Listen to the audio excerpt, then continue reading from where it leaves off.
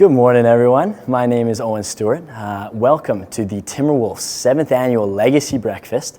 I will be your MC this year, and I know things are looking a little different. We have a new and improved MC, we have an online version, but nonetheless, we have an amazing keynote speaker, and it's going to be an incredible show. First, I want to acknowledge that we are on the traditional territory of the Lheidli T'enneh. We really value that relationship, and it runs deep within all the UNBC programs. With that, I'll throw it to Kiana Swift, who is with the elder-in-resident, Marcel Gagnon.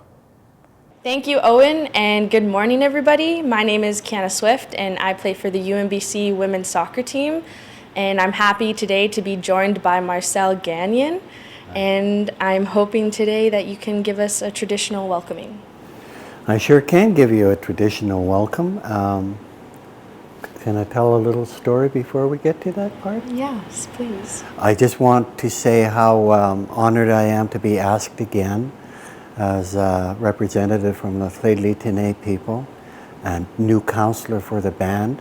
The welcome is, all it is to say we welcome you to the unceded traditional territory of the Lheidli T'enneh people.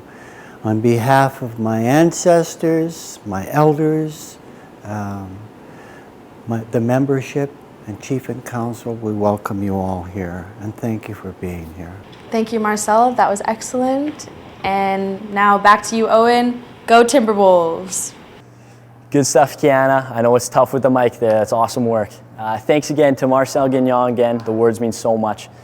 Next, I'm going to toss over to women's soccer player Sonia Neitsch, who's with interim UNBC president Dr. Jeff Payne. Thank you, Owen, and good morning to everybody watching from home. I'm joined here today on our beautiful campus by UNBC's interim president and big Timberwolves fan, Dr. Jeff Payne. Sonia, thanks very much, and just to acknowledge, as Sonia said, that we're joining you here today on the traditional territory of the Lheidli T'enneh, and really excited to live, play, and learn in the traditional lands of the Lheidli T'enneh. It's a very exciting time. We're here for the 7th annual Legacy Breakfast for the UNBC Timberwolves. We've got an outstanding keynote speaker this year in John Cooper, coach of the Tampa Bay Lightning. And beyond that, though, I think what's really important about this event is to ensure that all the funds that are being raised go to the student athletes. It is all about the students. I think what I've been impressed with, being sort of a fan of the Timberwolves and being part of the UNBC community, has been the impact that the athletes have had, not only on the pitch, as you know, obviously it's important for them to being student athletes, but being students, being people, and then beyond that, out into the community, really making that impact, whether that's working with local groups, individuals, but really giving back to our communities.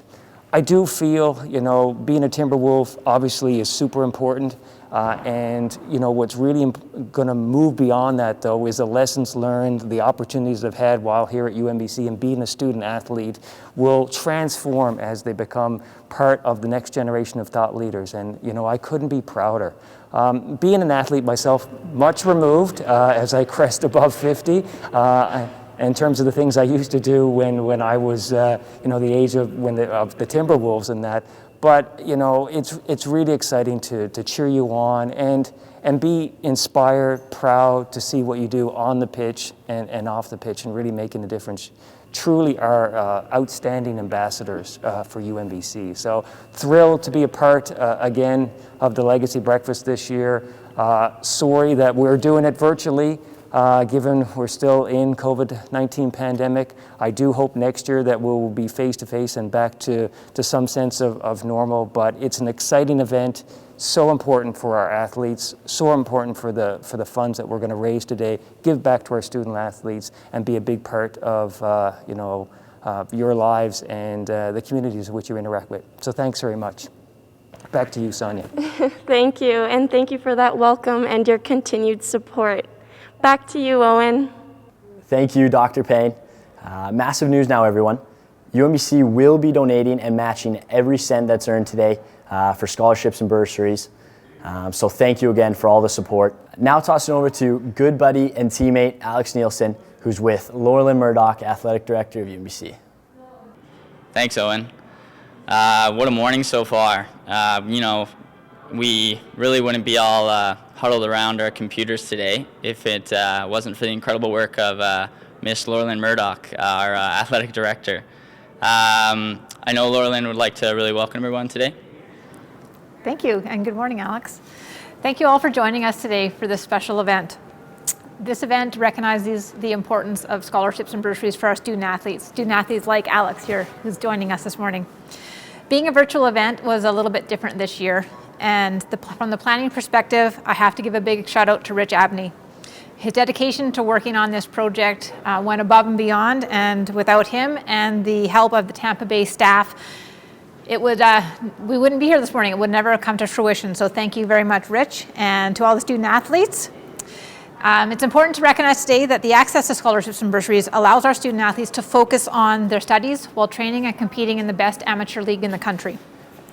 Without the financial support of our event sponsors, we would not have Coach Cooper with us today. For the 7th consecutive year, Canadian Tire is the keynote of our Legacy Breakfast. So a special thank you to Selin, David, and all the Canadian Tire staff. Selin's support to UNBC athletics means so much more than he recognizes or understands. His commitment and generosity to this community is outstanding, and I'd like to thank him and let him know that he's an inspiration to us all. His generosity and how he honors our student athletes with this event goes above and beyond, so thank you, Selin. A few other sponsors that I would like to thank today are, along with Canadian Tire, are Frost Lake, and in particular Scott Kursky, whose assistance in this program and getting this program and getting John Cooper to do this for us was amazing. So thank you, Scott. Capri CMW, Pattison Media, Art Knapp, Kahunaverse, Can4, Prestige Hotel, Hub City Volkswagen, and Mr. Mike's. So this year's been a challenge for everyone. Our student athletes have been amazing. They have come to practice, they've attended classes virtually, they have done everything that they could in hopes that they had a season. Unfortunately, they did not. So with events like this Legacy Breakfast, it will allow us to look forward to the 21-22 season and hopefully get these people back on their field to play. So thank you, everyone, and enjoy your morning. Thank you, Laurelyn, and back to you, O. Thanks, Al. A lot better at this than I thought you'd be. But now I want to just reiterate again how amazing everyone's support's been this morning and throughout the years. UNBC easily has the best fans in Canada West, if not the country, and we're so grateful for it. Now we're going to Rebecca Landry at Canadian Tire, who will be talking about some named bursaries. Thanks, Owen. My name is Rebecca Landry, and I'm from Prince George, BC. As you can see, I'm at Canadian Tire, the title sponsor for this event for the past 7 years. So big thank you to Selin Alpay and his team. The name of the game this morning is Bursaries and Scholarships. I was fortunate enough this year to receive the Matt Pierce Memorial Award in honor of a great coach, official, and Timberwolves father. Along with the Matt Pierce Memorial Award, established in 2016, we are proud of the Tom DeLeelson Memorial Award, established in 2018, and the Brian Brownridge Memorial Award, established in 2019. So thank you for your support this morning and all year. It helps student athletes like me, and it really means the world. So back to you, Owen. Thanks, Bex. Give me some real patio season vibes there, which I'm super excited for. Oh, and look who we got joining us today. This is Alpha, the best mascot in the country, hands down. And Alpha's actually gonna help me with the auction items and all the door prizes. Alpha, tell me what we got.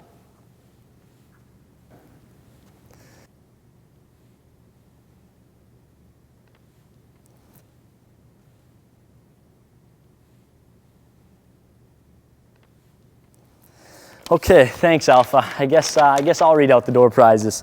For the auction items, we got a 7-day RV rental from Chemo RV, dining package from Prestige Treasure Cove Hotel, a 2-night package at Sun Peaks Resort in Kamloops, a Stonewater fountain from Art Knapp's, an event package from Prestige Treasure Cove Hotel, a trip for 4 Yellowhead helicopters, a Pandora necklace from Michael's Jewelers, a business and leadership coaching package from Pivot Leader, a hotel package from Prestige Treasure Cove Hotel, 2 tickets anywhere in Canada from WestJet, and of course, 2 autographed jerseys from the Stanley Cup champion, the Tampa Bay Lightning.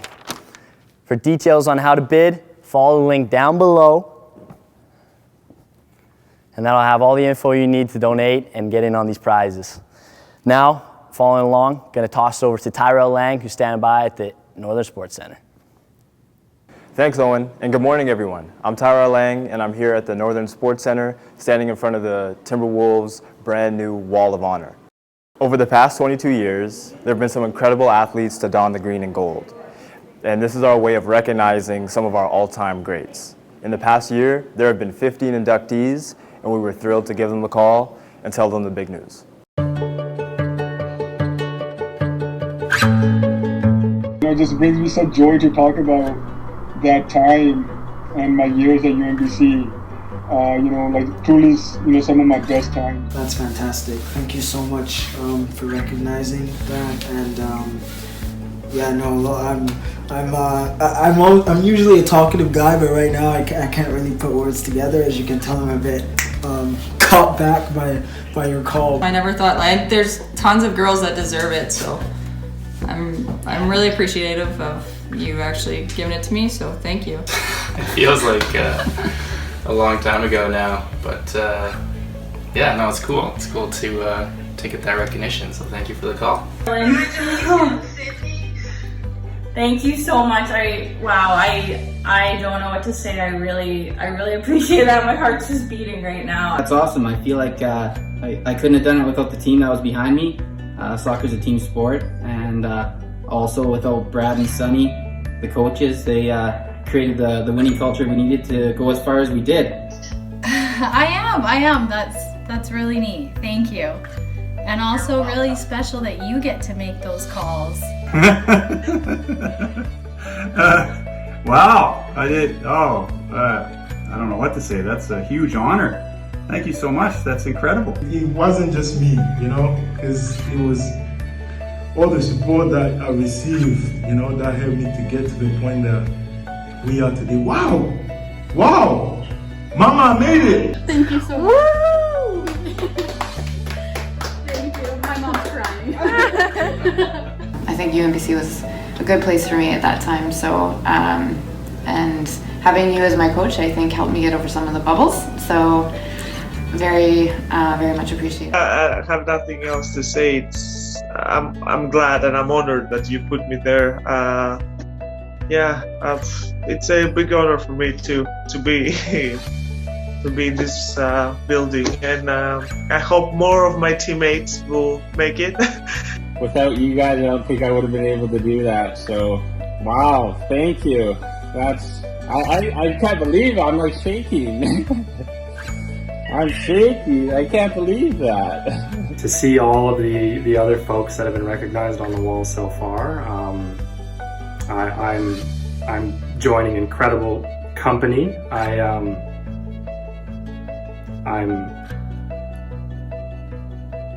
am at a loss for words, truly.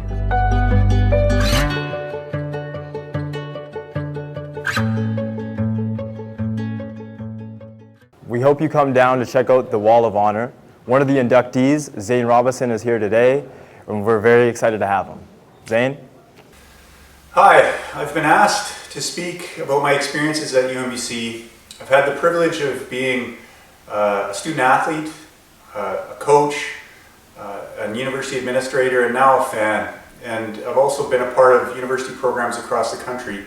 And one thing that I really think that differentiates UMBC is the community. And it's not just the incredible fan support that they get, it's the media, the donors, and even the university itself. And what's special about that community is what the student athletes give back. And I think the one thing we need to remember is that they have incredible schedules that really are difficult to manage at the best of times, and I'm really impressed of how they always find time to be able to give back to that community. And it's something that really sets them apart. And I think why we're here today is to support those student athletes. And we really sometimes forget that they're exceptional individuals that are recruited by other institutions. And they're really what it takes to attract them to come to UMBC is that community, but also it's the financial support that we're providing them today. And I really think that it's an investment not only in the university and how they promote the institution, but in the North, because these student athletes, while they're participating on and off the field, they do tremendous things for their university, but also the children and the community itself that supports them. And it's not just after or during their time at UNBC, it's after they graduate. It's really impressive to see how they continue to give back in the North and across the world. It could be people like Dennis Stark, who continuously puts UNBC on the map every day. It's people like Mike Davis, who came to UNBC from Richmond and decided to stay, and he'll never leave, to be honest. And I think he still does everything he can to make Prince George a special place.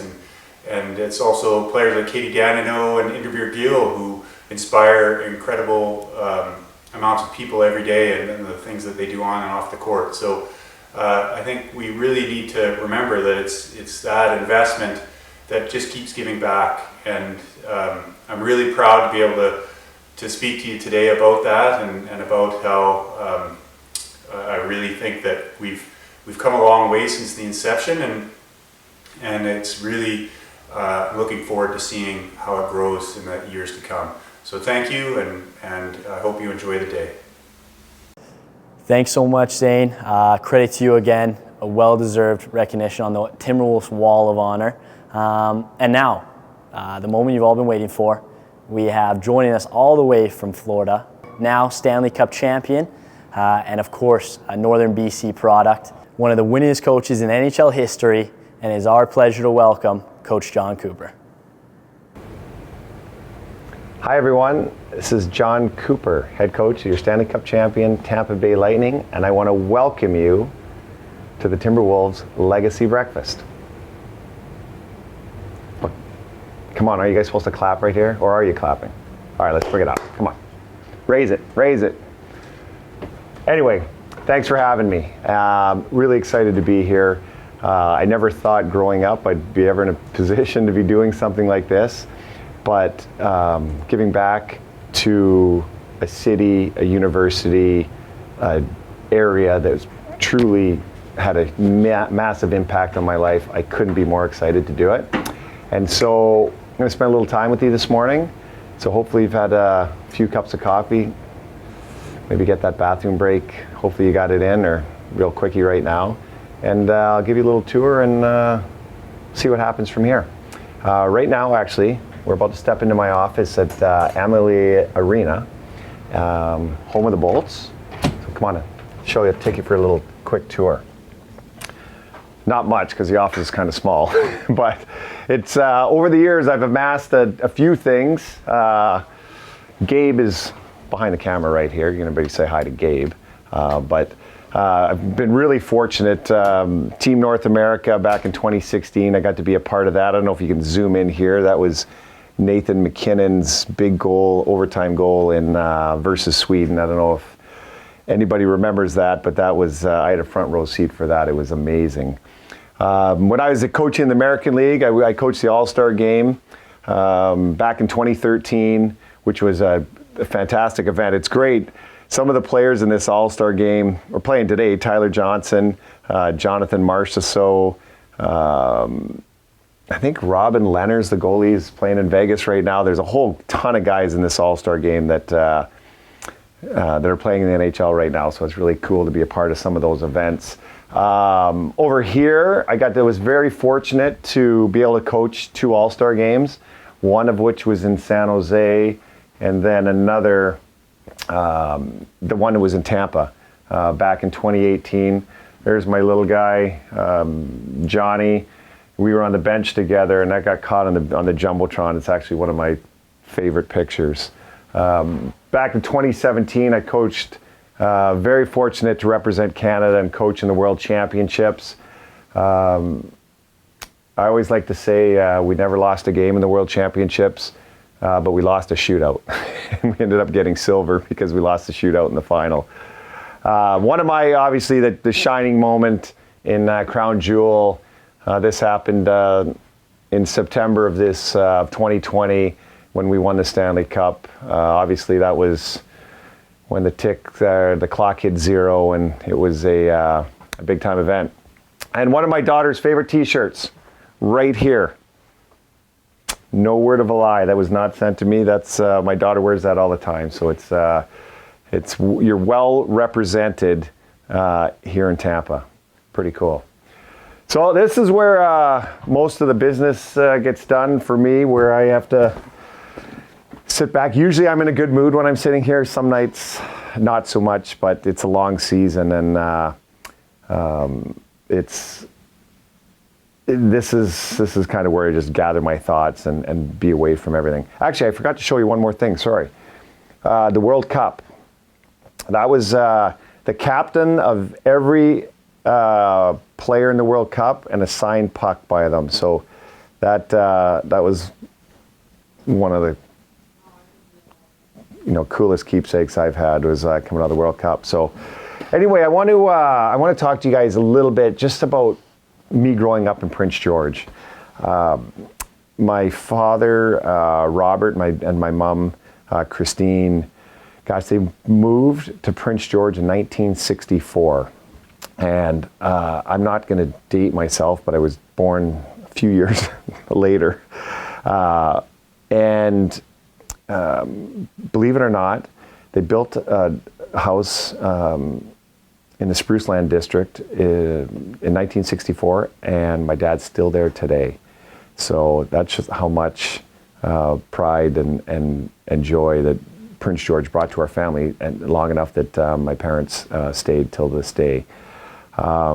Anyway, I grew up in Prince George, and I went to Spruceland Elementary School. It's funny how things are. I used to walk through a park when I was in kindergarten by myself to go to school. I don't know if you can do that as really today, but I loved it there. I loved Spruceland. I have nothing but fond memories. And my father was a general contractor, and he had a small company called Cooper Construction. So Cooper Construction, he would build, whether it was like maybe a McDonald's here, or he was more in the commercial business, built some buildings downtown. And then as he grew, he would start building, up in Tumbler Ridge, he built a hotel up there. And one of his side contracts was at the University of Northern British Columbia. And he had small parts in doing some things there. And so I remember that many years ago when he did that, and it's kind of cool that I'm giving a keynote address right now. But anyway, so as growing up there, and then eventually I went to Lakewood, and Lakewood was grades 8 and 9. Grade 8 and 9, I think. Lakewood's not there anymore. The building's there, but the school's no longer there. When I was in Prince George a year ago for the All-Star break, I flew to Prince George to see my parents, and I went and walked to Spruceland, and I walked to Lakewood, and I walked to Cooper Construction, and kind of, it was a little cold that day, though. There was a lot of snow on the ground, but it was a walk down memory lane for me, and it's funny how that works, like just the joy you have growing up, and then to go back to these places and see how much they've changed, but really how much they've stayed the same. But I want to talk to you a little bit too about, that was the schooling and my dad's involvement in the community. My mom she ran the Simon Fraser Golf Tournament at the Prince George Golf and Curling Club. We used to spend a lot of time there. It's where I learned how to golf. I was a much better golfer back then than I am today, but I do live in Florida, so I get to go probably a little bit more often than I used to. But I want to talk to you a little bit about the importance of sports in the community and why we're all here today at this breakfast and to raise funds for athletics. And I played college athletics. I ended up playing Division I lacrosse at Hofstra University on Long Island in New York, and it was a wonderful experience for me. I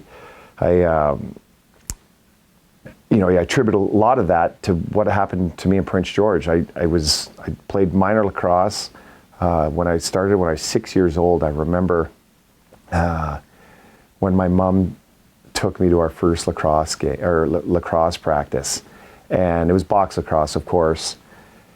And she's got the big pads, and she's like putting them on my legs. Like, I'm 6, so I don't know where they go.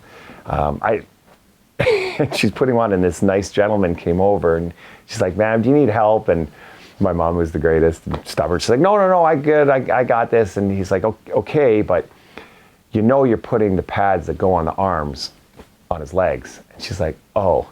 So anyway, this man put the pads, and because there's no leg pads in lacrosse. So that was my first start. So the fact that I ended up playing division lacrosse is kind of a funny story after that. But I ended up playing there. Gosh, played in the Kin Center growing up, and then I also started playing, Prince George minor hockey, and there was different rep teams that are probably sponsored differently now, but I had great coaches, I met great friends, and that's all a part about growing up. And like I said, I got my values, I got how I was raised from living in Prince George, and the coaches I had, and all through sports. And I truly believe, and I talk to my kids about it all the time, sports isn't about being the best all the time, because not everybody can be the best, but it is about drawing from your competitive fire.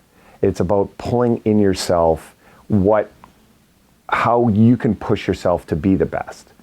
And the other thing, and I think what's most importantly, is how it lets you get along with others, and how you become a team player. Everybody says it, right? Like, oh my God, that guy's awesome, he's such a team player. Well, how do you get that? You learn that from being in an environment with teammates. And I just think there's no better education than being able to play sports and having to fight through stuff, without having to run and call mom and dad.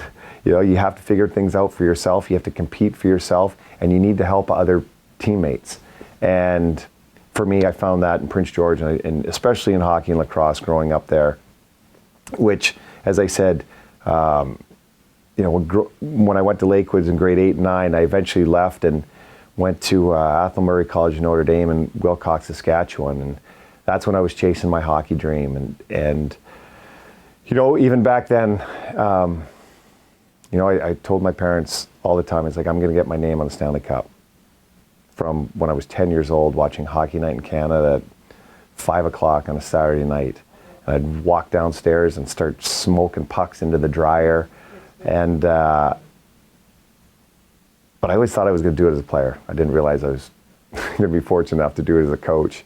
But it was just, like I said, growing up there, and eventually I wanted to pursue hockey and see how far I could take it, and I went to Notre Dame, and so that was probably, it wasn't the last time I went to Prince George, but it was probably the last time I lived in Prince George full time. So when I left when I was 15, it was a boarding school, and then eventually when I got through high school, I ended up playing lacrosse at Hofstra University. And so, as I said, so much of my growth came from my growing up in Prince George. So much of my growth came from me knocking on somebody's business and saying, hey, can you donate $5 or $10 to help myself and our team be able to perform, because not all the parents could fund it.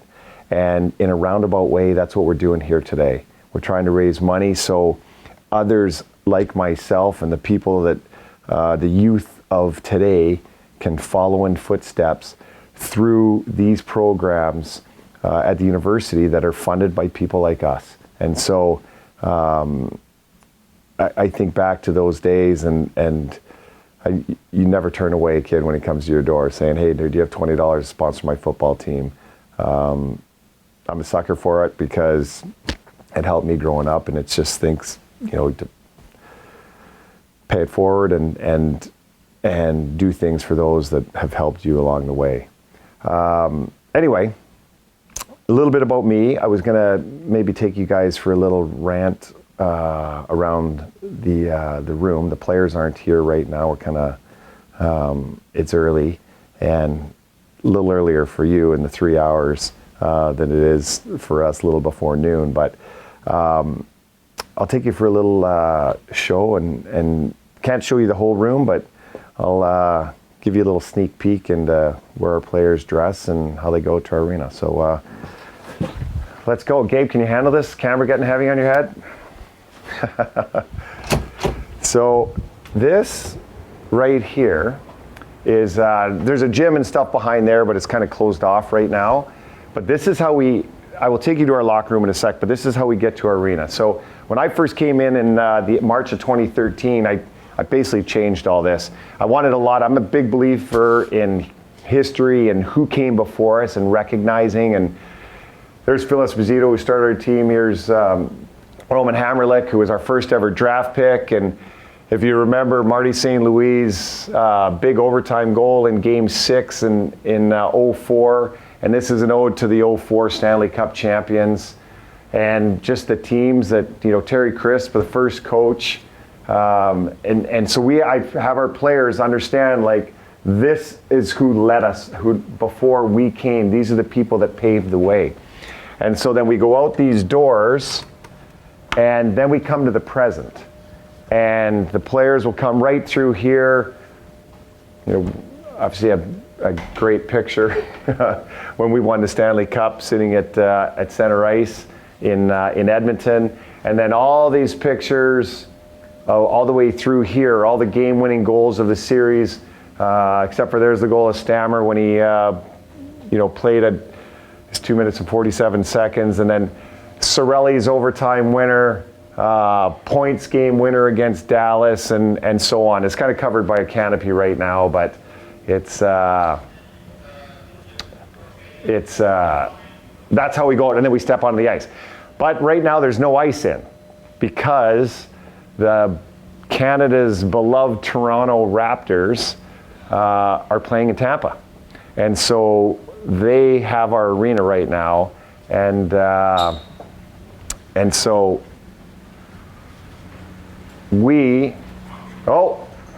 now this is bad timing right now, but this is what happens when you're in live TV. So Raptors game's coming on right now, and I'll take you for a little stroll here. We got the dog sniffers. See, this is security's tight here. Sorry, guys. Okay, we're going to take it for a little quick jaunt out here.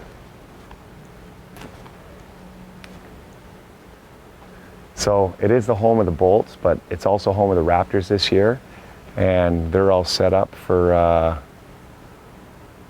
little shoot around. So it's kind of cool. Coincidentally, the year in 2019 when they won, I was actually in Toronto with my son. He was doing some skating up there, and it was crazy. It was so much fun to be up there. We didn't go to any games or anything, but just to be a part of everything went on. It was pretty cool. So I'm going to take you now and show you a little bit part of what goes on, like how our players come in. Now, it's COVID time, so this isn't exactly how everything looks. There's protocols in place. As you can see, everybody wears masks all the way around. The cameraman, Gabe, 6 feet away from me, so I'm okay to be without a mask right now. But this is how everybody comes on in to our room. So we come into a lounge. We're greeted by Hetty and Stammer. It's a great picture with the sunset. And this is actually our lounge. Now, as I said, because of the COVID protocols, no NHL team can have an entire team in a locker room.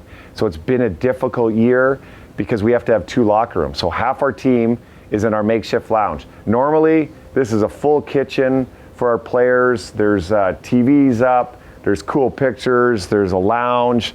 Over here, yes, they're NHL players, but yes, they do game. So we have the games they play. I don't know what they play, FIFA soccer and NHL 21 or whatever the things they do. And there's couches and stuff here. So like I said, it's COVID time, so we have to adapt with the times, but hopefully this will be the last year we have to do this and we can go back to our regular way of doing things. And then we come down here. and it's another like kind of ode to the past. And so the trophies are won. This is we won the President's Cup President's Trophy a couple years ago. That year didn't end obviously the way we wanted it to, but it was also, you talk about perseverance. The team that won 62, we won 62 wins that year, and the most in NHL history. And then we got swept in the first round.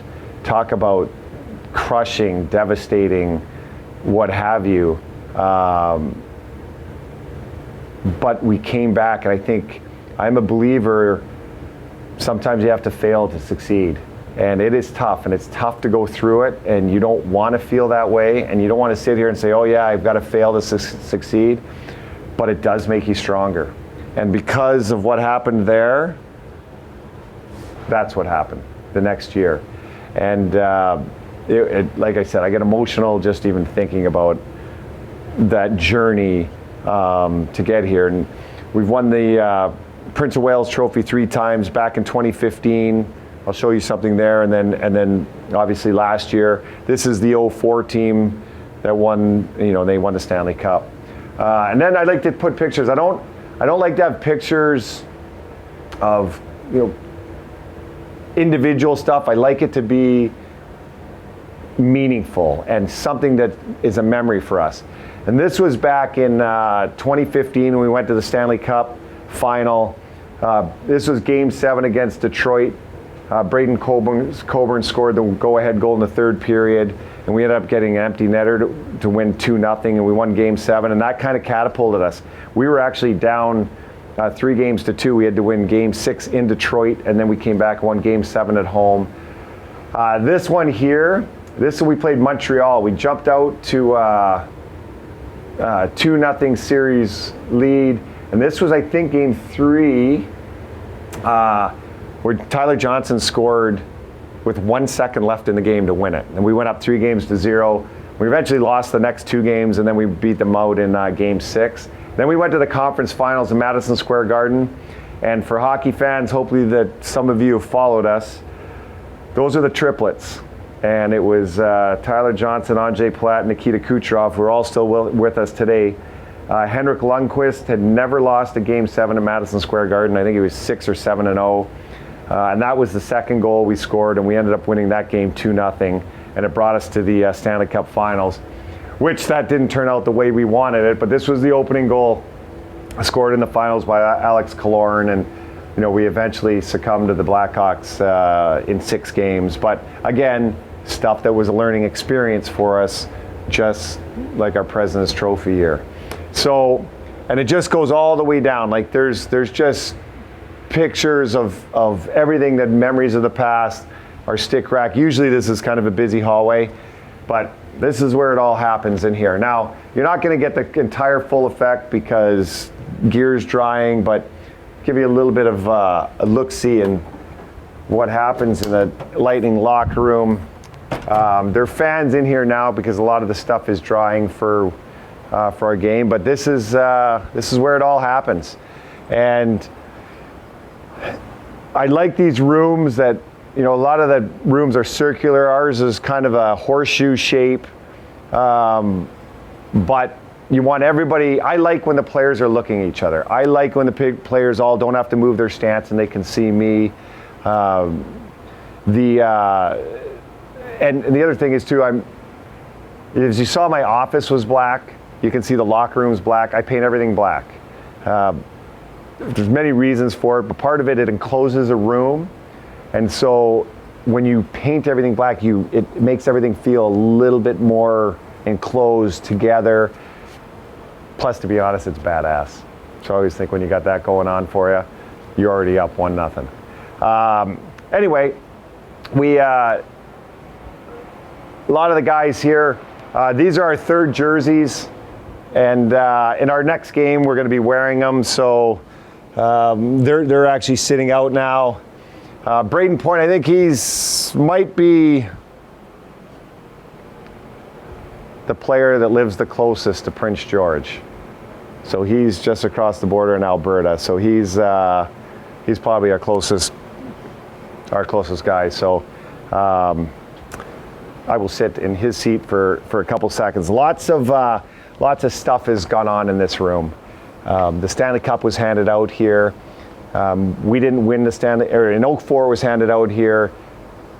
Obviously this year, or last year in 2020, we won it in Edmonton, but we had a little get together in this room when we got back. So there's been a little bit of heartache, but a lot more ecstasy and fun times of what went on. And this is our home.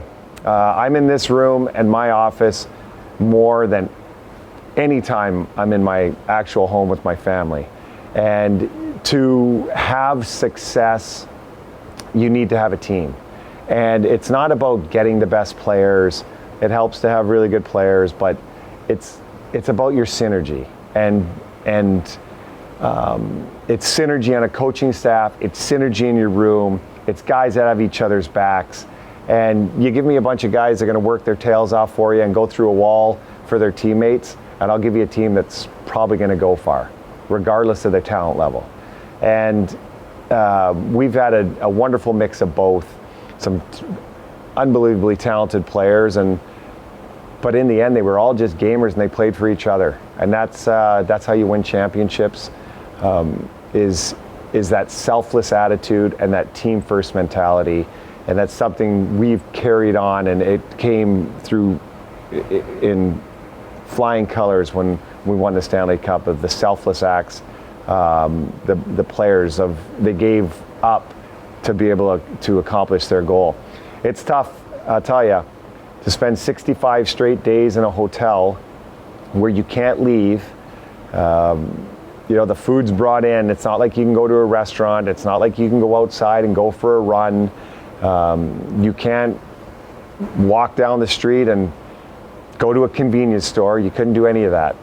That was commitment. And I thought the teams that could fight through that and struggle through not seeing your family, not having anybody be around, were the teams that were going to have success. And that's our family atmosphere, I thought, was a huge part in us having success. And when we ended up getting to the Stanley Cup final, my brother Chris and Scott Kershke, who I'll talk to a little bit, who's still living in Prince George, they were able to come to Edmonton, but they couldn't come down and be with us. And they were afforded to get into the arena in the upper level, but it was crazy to win the Stanley Cup and have to wave at them that were 5 rows up because they weren't allowed to come down because of the security measures and the protocols.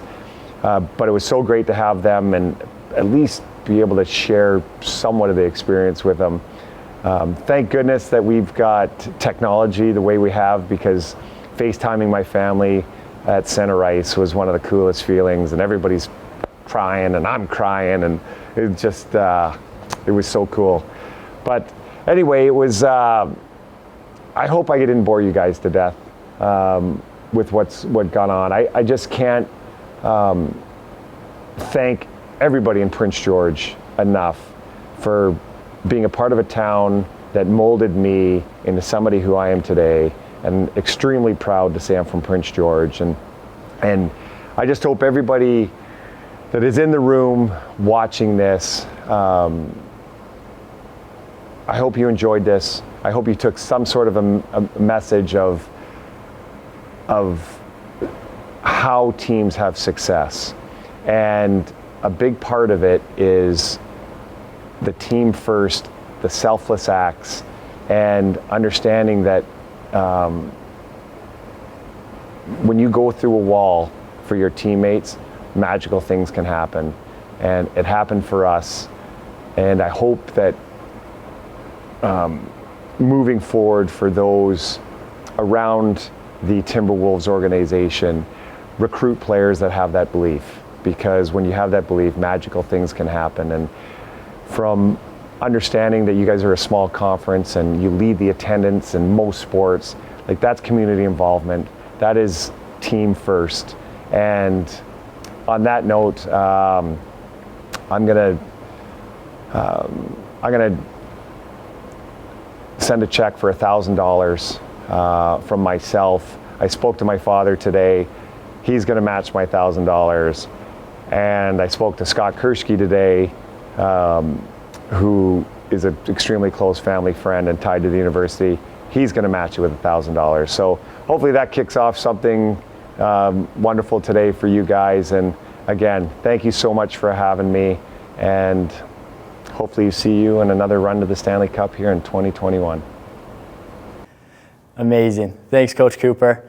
Want to wish you the best luck tonight as there's a Stanley Cup rematch against the Dallas Stars. Go get them. Northern BC is going to be rooting for you. And great speech.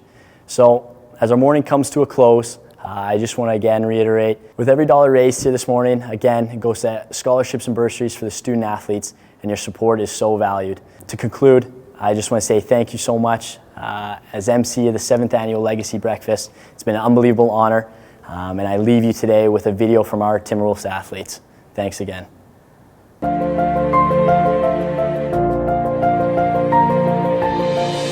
Because of you, I get to continue to work on my passion. Your support makes me want to work harder. Because of you, I got to play in front of my hometown and graduate from UNBC. Because of you, I'm able to play soccer at the highest university level in Canada. Because of you, I've been able to chase my dreams and passions becoming a student athlete. Because of you, I'm able to play in front of my friends and family. Because of you, we have been able to make it to playoffs for 3 consecutive seasons. Because of you, we have that extra motivation to push ourselves every day of the week. Because of you, the gym was packed at every home game. Because of you, I get to play the game I love and make my family proud. Because of you, I get to play the sport I love in my hometown. Because of you, I was able to come to Canada and play the game I love and get a world-class education. Because of you, we have one of the most supportive crowds in the nation. Because of you, I get to play basketball, the game I love, in a whole different country. Because of you, I get to attend an amazing university and play my favorite sport. Because of you, I get to experience a new city and a different country and be a part of a team. Because of you, I was able to live my childhood dream. Because of you, I get to represent my nation. Because of you, I've been able to make relationships that I'll cherish for the rest of my life. Because of you, I got to represent a school that I love and got to know a place that I now call home. Thank you.